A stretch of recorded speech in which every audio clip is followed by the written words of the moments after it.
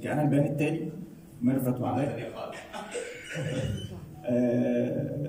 صحيح من النقيض يعني، وشخصية برضو ضفت لها رغم انها كانت لحظات على الشاشة، انما ما فيش حد يشوف الفيلم ما ينساش الشخصية ميرفت وعلاء. وانت كنت لا ميرفت مش ميرفت، وانت كنت عندك اضافات في الشكل وفي طريقة الكلام.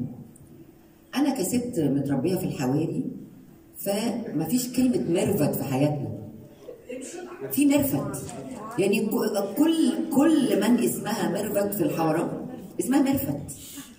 فمع انه ده عادي بالنسبة لي جدا، ما هو فعلا هي فكرة انك انت ما تاخدش حاجة بشكل كده مضمون، اللي هو فكرة taking for granted.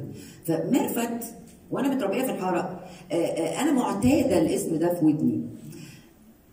الحقيقة ان انا فخورة بفكرة ان انا اكتشفت ان رغم انه ده اعتيادي بالنسبة لي، الا انه في ناس تانية مش معتادة على الاسم ده.